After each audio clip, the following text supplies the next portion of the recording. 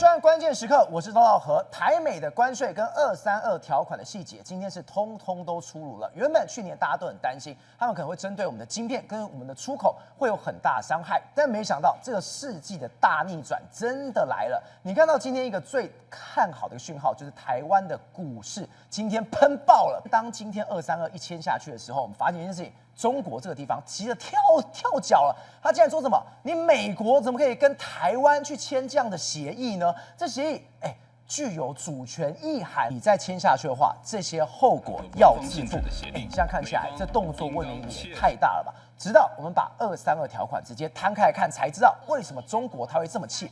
过去232条款是针对可能是你的贸易跟你的国安去动了这个手，等于是一个枷锁，把你狠狠的绑住。但是这一次台美签看到的232里面，等于是美国开放市场，把钥匙给打开了，让台湾能够走进去。不单单只是晶片的豁免之外，甚至到美国设厂的所有设备跟材料、航空的，甚至汽车的零组件也通通的豁免下来。而今天最独特讯号是美国的商务部长卢特尼克，虽然他平常对台湾讲话都非常的酸，非常的不好听，但他今天讲一个大实话，他说这一次不管是台美关税跟232条款，这是一个大规模的产业回流到美国。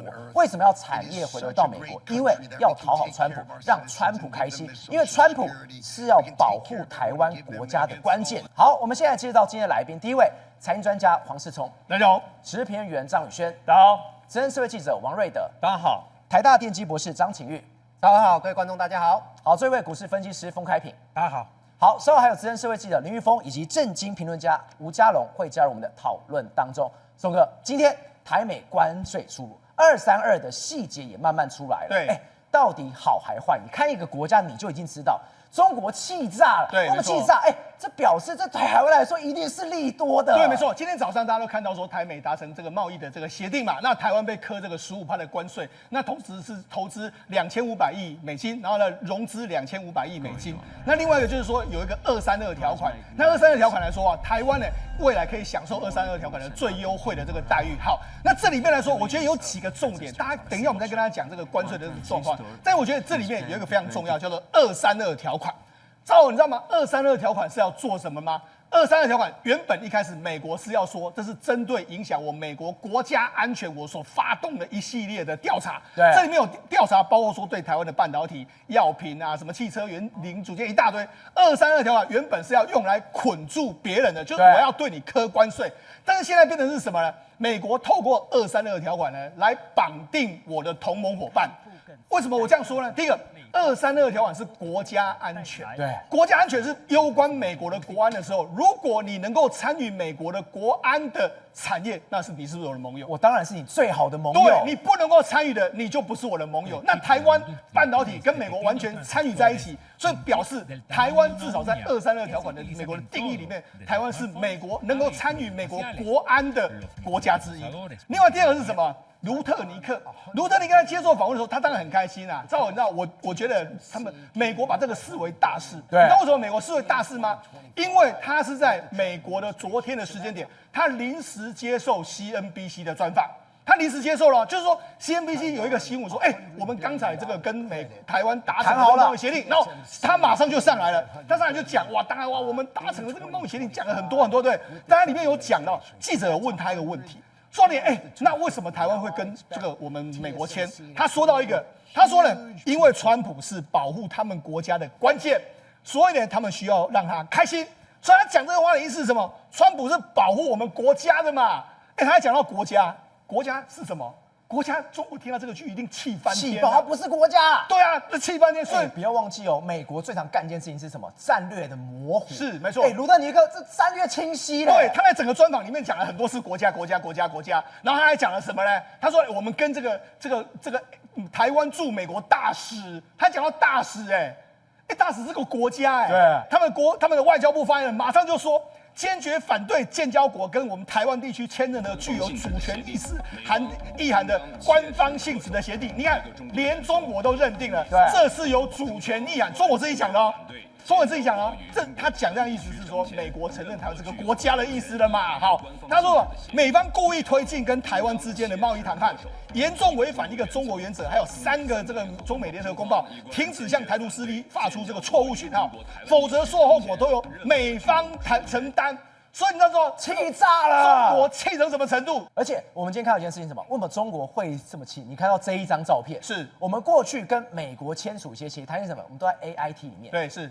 这一次我们的贸易代表郑丽君，他在商务部，是商务部，这第一次哦，是在那边谈，在那边签的。对，没错，这张照片真的是具有历史的意义。为什么？你看我们的行政院副院长哦。他是这么高的官衔哦，然后包括说我们的贸易代表啦，好，然后谈判代表，然后包括说我们的大使都到了这个地方，然后跟这个商务部部长，然后葛黎尔，还有他们的 AIT 的这个理事，他们这样一起拍，这样拍的时候，超你知道吗？这张照片来说，我们当然第一个时间我们有 po 出来，我们有 po 台湾跟美国的国旗嘛，我们 po，但这是卢特尼克 po 的，对，卢特尼克 po 出来，他 po 这个地点，我就想让中国看了一定跳脚啊！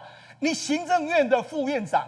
你居然进到美国的商务部跳脚办公室里面去签，而且你还跟美国商务部部长一起这样拍照，官方拍照嘛？你看，他当然一定生气嘛。但是回到这个谈判贸易本身来说的话，你看今天呢，我们就讲股市的反应是非常直接的，对，到底是好还是不好？当然了，今天台湾的这个大涨有一部分是因为台积电昨天的法说实在太惊人了。但你可以看到台湾的股市的确今天就开高往上冲嘛，今天收在这个31408点，涨了快600点。但是我就想，到底是这个有没有受到关税的影响？有，你看有很多，包括说传统产业的工具机，对，很多今天都亮灯，很多汽车产业也今天都亮灯涨停板嘛。也就是说什么？他们的确是受惠于过去一段时间的所谓美国的这个关税，从20%的关税降到15%，对他们来讲当然是有非常大的优惠。因为我们台湾目前为止来说，你看他把232，我就说有什么，包括说钢铁啦，然后这个木材啦、半导体、药品啊、飞机引擎、无人机等等都启动贸易调查嘛。对。那其实这部分来说，正好你们注意到，我们今天不是有讲到我们的飞机零组件，还有很多药品卖到美国去是零关税。对。也就是说，现在部分来说的话，台湾等于是变成是美国供应链的一环。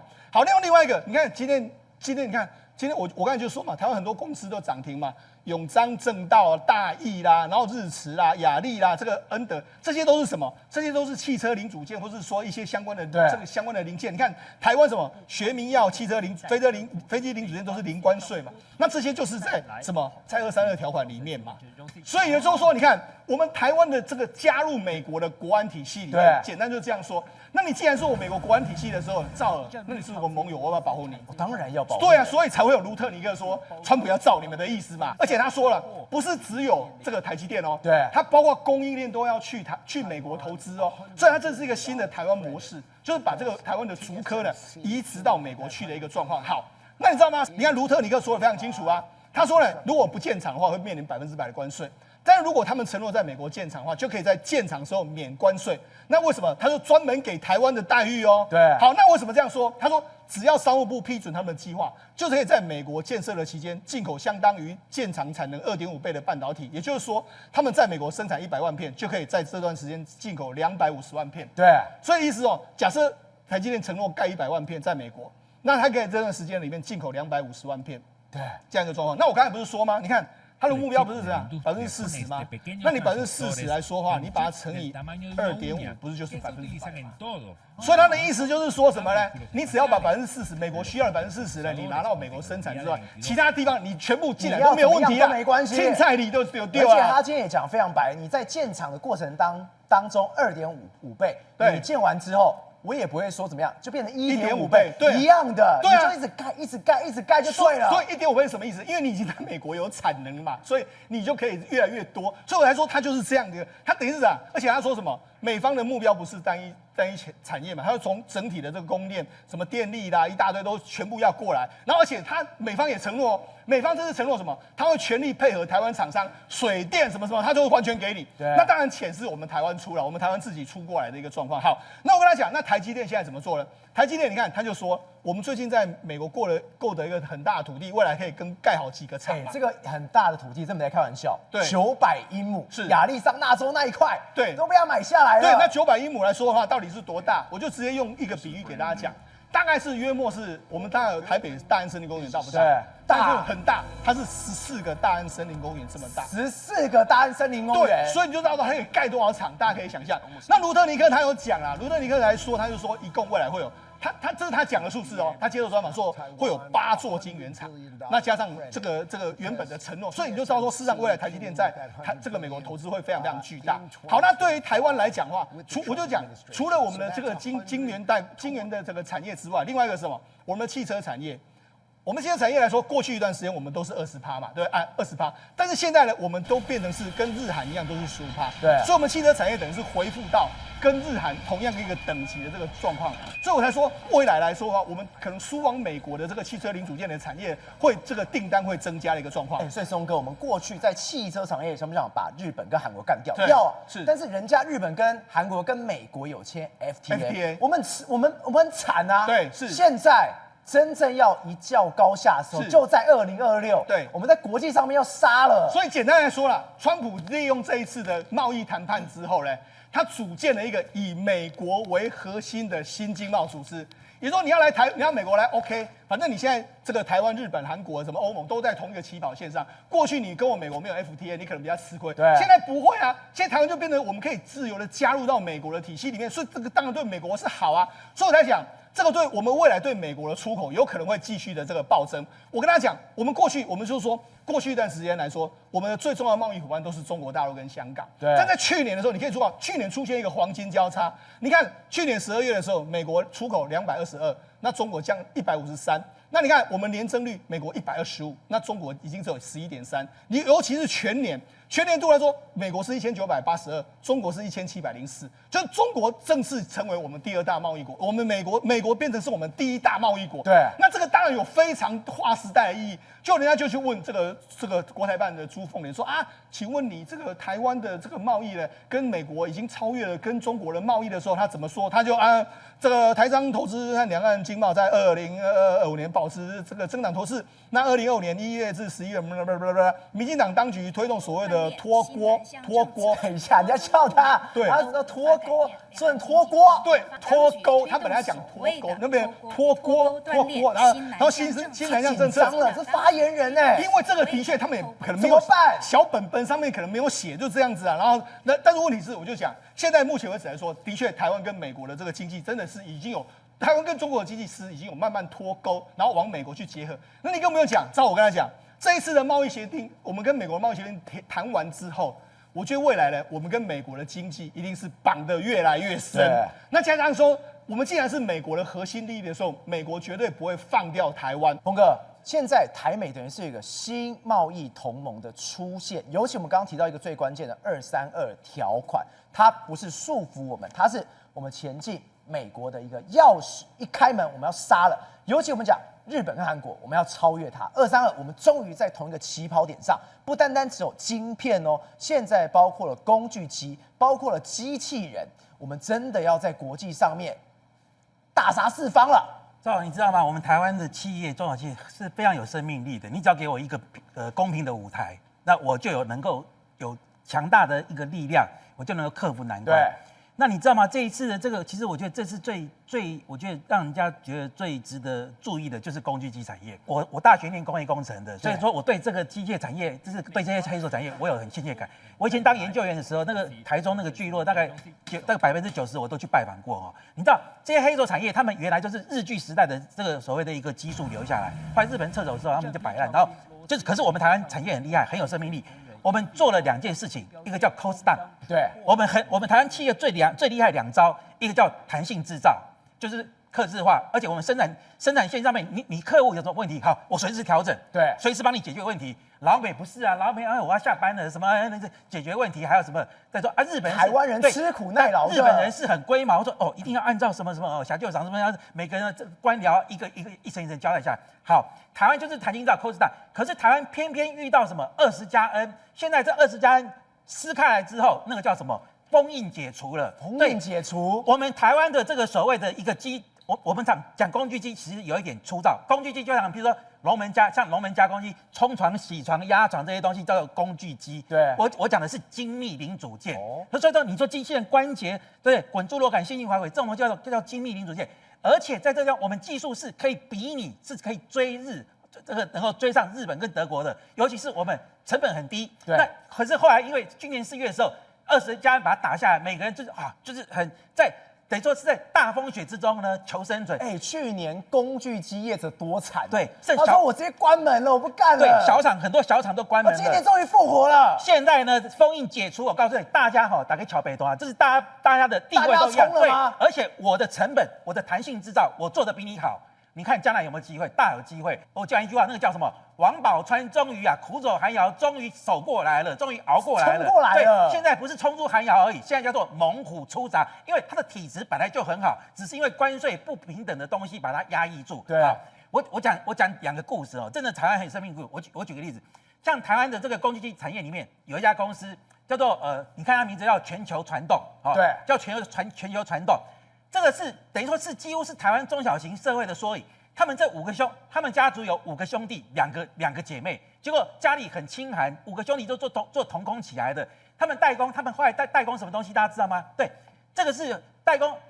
兆和你可能是比较年轻，你不知道，像我们小时候我们那溜冰鞋不是冰弓不是那个冰刀那个是我们中学以上才有。我们小时候溜冰鞋是什么？是4个轮子的那一种。我有我有滑过对，我有溜过中间是伸缩的，有没有？他们就是做这种这个等于说伸缩的轴承跟那个滚珠。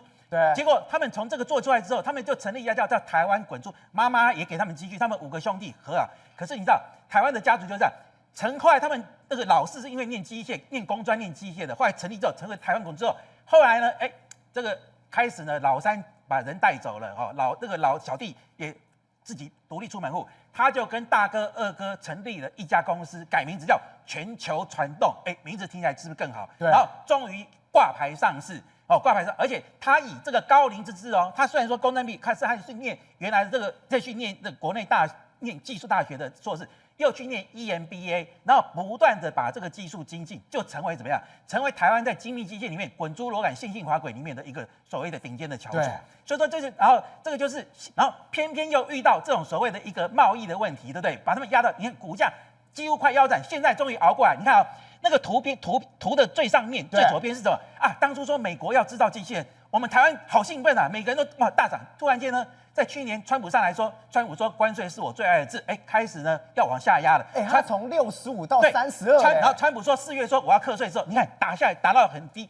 后来曾经大家记不记得？去年在7、8月的时候，我们不是说我们的那个政府有说那个快20家人是暂时的好兴奋，又谈了一波，对不对？后来证明怎么拖了那么久，怎么暂时才拖了那么久，又打下去了。我告诉你，熬过冬天了，现在已经尘埃落定。股市最怕不确定，现在已经确定，也就是15%。我觉得这些工具大展身手。我再讲一家大家的公司，我每年都去看那个所谓工具机展、智慧机，他说，因为我很喜欢看那个展览，机器人展，那跟我学本业有关，叫做上银。各位，每次你去看那个机器人展的时候，上银跟大银维的摊位是全部的展览厂商是最大的上银。有念机械的应该也很有感因为我们工业工程跟机械是兄弟系嘛那我告诉各位，上银呢，这个左永才先生他本来是银行家，所以大家可能不知道，你在股市久一点你就知道，左永才每次常常替工具机说话，每次出来抱怨说政府的这个汇率会怎么样影响工具机，都是左永才出来讲。那左永才临危受命，把一个上银本来不好的公司整理到变成台湾最大的什么精密机械的一个龙头。你每次去看那个工具机这个机械展，最大摊位都是上银跟上银维，那个就是机器人断对。那上银跟上维有什么不一样呢？上银是做那个所谓的一个几乎是手臂成品，对，上银维就是做中间的这个所谓的零组件，做中间的零组件，而且上银维就是我们所有在台湾不断的精进，又拿到以色列公司的技术，他把俄国的技术，俄罗斯以色列的公司，都把它技术吃掉了。俄罗斯的实验室，然后再加上以色列的公司，把它的整个的一个技术层次扩大，它是做线性，他那时候做职业线性马达。他很有眼光。当时大家认为说滚珠螺杆线性滑轨就好，结果他开始介入这个东西之后，当时只是说曲高和寡，现在开始怎么样，成为所谓业界的顶尖翘楚。所以我觉得啦，这些工具机业的都很了不起，在这么严苛的税制的一个压力之下，他们熬过来了。现在15%不能讲说没有税，可是对小厂可能就是淘汰掉，体制淘汰掉。可是他们这些撑得下来的大企业，我告诉各位，就像你刚刚所讲的，你只要给我一个公平的舞台，我台湾的企业我就有办法大展拳脚。江哥，我们这样一路看下来，现在台美已经很紧密的合作喽。很合作的时候，我们同时也看出川普的战略，他到底是要干嘛？他现在干的就是把台湾纳到我这边来，把盟友也抓了进来。今天大家一起要干嘛？把它拖垮中国，中国真的没有戏唱了。他是引诱中国跟进，说你也去搞那个小晶片的那个建造，然后呢，比如说 AI 的这些投资。但问题是，他跟美国对着干的结果，他很多投资到最后没有办法产生经济效益。对啊，那些投资就等于打水漂。等于消耗。对，我说把这个叫变相的科技军备竞赛。总而言之，台湾有什么他就眼红嘛，他就要跟台湾玩嘛。对，所以美国就拿台湾来气中国嘛。中国就跟进嘛。对，可是跟进呢，到最后关键的东西在美国或盟友这里。对，所以中国到最后突破不过去。对，很多投资就很多补贴，国家补贴就打水漂。所以中国最后会被拖垮呢？他被引诱啊，他入局啊。对，他必须要这样做，因为我也是大国。他就进来了，而且台湾搞了，我能不搞吗？就变成这样。对，就是台湾搞那个晶圆制造，叫台积电，对不对？虎虎生风。那他看了他吃不消啊，他也要搞啊，那可是搞不来啊。就是这样的妙的地方，就是说，习近平是对的，就是说要自力更生，要打造自主创新能力。对，问题出在自主创新能力他没有打造起来嘛，所以他那个国家补贴钱撒下去，还是企业的投资撒下去，到最后的话，只能抓住一小块嘛。没有办法构成完整的竞争力嘛，那为什么？因为你要给个人自由，他有吗？没有。然后你要保护创新成果，要用法治保护私有产权，保护智慧财产权，他没有啊。对，所以他很多科技业是窃取别人的技术，或者叫做并购别人的那个公司，对，买公司，或者最后呢用间谍、用挖角。就是说旁门左道了，他号称叫弯道超车了，结果是弯道翻车嘛。我们这边是扎扎实实的去做研发，然后不断的实验，然后取得成果、取得专利等等，然后变成一种技术优势、竞争力。你看日本抓住特殊化学材料这一块，你们跟他买不可啊。然后呢，荷兰光科技大家都知道，对不对？然后美国自己有 IC 设计的整套软件架构，美国还有半导体生产设备等等，最后是美国企业把它串起来。这就是为什么中国国家补贴下去以后没办法赶上来，因为很多环节它没有办法全部都克服。然后这个东西引诱中国在很多科技业跟进投资撒钱，然后最后呢就很像它的高铁，它的高铁没有赚钱啊，它搞了很多基础设施没有赚钱，亏钱啊。所以你会发现中国被台湾刺激，然后就搞这些科技的投资，重大投资。我说相当于是科技的军备竞赛。对，那当年美国把苏联拖垮，雷根的那个军备竞赛，还有呢星际大战，现在就很像啊。搞低轨卫星，一模一样的东西又来了。可是当年苏联有研究，我说这是玩真的吗？结果结论是美国玩真的，所以苏联就跳下去玩了，最后到最后就消耗掉。对，然后还有一个阿富汗嘛，也把苏联消耗掉啊。然后呢，阿拉伯增产石油嘛，把油价降到$10一桶嘛，最后苏联财政收入不好，最后被各种途径了，反正苏联最后被拖垮。现在美国在如法炮制，包括科技业让你等同于军备竞赛，然后包括那个你自己一带一路大撒币，然后那个钱收不回来，对，很多嘛，包括直接军备竞赛什么超高音速导弹啊、飞弹防御系统啊。一整套嘛，然后呢，中共的中招嘛，就跟他玩嘛，玩到结果的话没有产生经济效益。你看美国为什么可以幸免吗？因为我们现在的 PC 是当时军事需求来的哦，我们的那个互联网是军事需求来的哦，对，我们的新材料，二战以后的那个所谓材料科学是军事用途来的哦，所以美国的军事的研发科技，透过民营企业，透过民间商业应用，创造经济效益哦。苏联没办法，中国没办法，就差在这里啊。大家一样玩军备竞赛啊，可是美国可以创造民间经济的这个商业效益啊，然后呢，回来支持下一个军事研发。对，那苏联做不到，中共做不到。江哥，你刚刚有提到一个最关键，就是说之前为什么这次232条款等于是帮台湾开了一个门？因为台湾他刚刚在卢特尼克说法里面说，他不单单只要晶片，他是要把整个台湾的供应链全部都要带去。对，等于是这种逐客的东西，这是等于是美国现在此时此刻他最需要的。没错，你讲的这个很好，就是台湾这次谈判里面打出一张非常漂亮的牌，叫做台湾模式。因为这个相比于日本跟韩国的话，他们是个别企业，台湾不是，台湾是打造整个行业的供应链，叫做创造综合效益，叫做纵效。对，英文叫做 synergy。这一套的话叫做竹科打造美国版的竹科。这是美国要的。对，美国唯恐台湾不提供，台湾居然提供了，美国高兴到不行。坦白讲，所以美国怕什么？怕我们只出一张嘴，没有落实。所以美国要给我们好处，把我们稳住，他要给我们诱因，确保我们落实这个台湾模式，就是打造美国版的竹科，然后创造整个产业的那个上下游整合这个重效，然后才具备像台湾那样的竞争力出来。它整个供应链过去，打造一个完整的产业竞争力。美国要这个啊，台湾给啊，当然美国高兴到不行啊。他现在怕的是我们嘴巴出一张嘴，没有真的落实。对，所以他要希望他给我们好处。然后呢，对不对？好，我给你好处了，所以美国一定会搭配其他东西。我们这一次出了一个问题，什么问题？这样的条件为什么8月份没有成交？对，甚至于5月份为什么没有成交？没有成为亚洲的第一个达成协议的模范生。其实完全可以在5月或8月就可以出来了，为什么拖到1月份？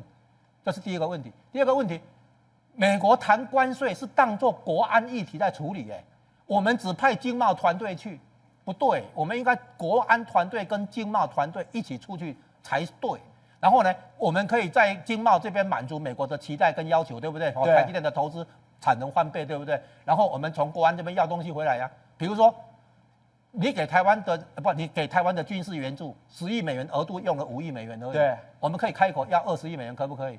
我们投资4000亿，要个20亿美元军事援助，可以吧？再来，你的那个绿扁帽部队在金门、澎湖驻防，对不对？人数可不可以翻1倍？对，我们可以要嘛。那经济团队没有权利去要国安的东西嘛，所以他们只是要一些经贸的领域，再想办法多要一点而已。如果我们的谈判团队是国安加经济的话，那经济这边满足美方，国安这边跟美国要东西 ，OK 啊，对不对？所以我们要从整个局面来看这个关税谈判，这不是单纯的经济议题，而是经济加国安。那我们的团队以后好好去谈的话，我们可以要到更多东西，要不到没损失啊。我们开口要没损失啊，我们就认了。对，现在美国是发现台湾很有诚意，给美国要的东西，美国想都不敢想，这怎么可能？台湾这么好心，对不对？现在他怕的是台湾出一张嘴没做到。宏观取材，厘清真相，犀利精准，深入剖析，时刻掌握关键新闻时事，不漏接。老时段，新气象，我是钟浩和，关键时刻2.0，全新出击。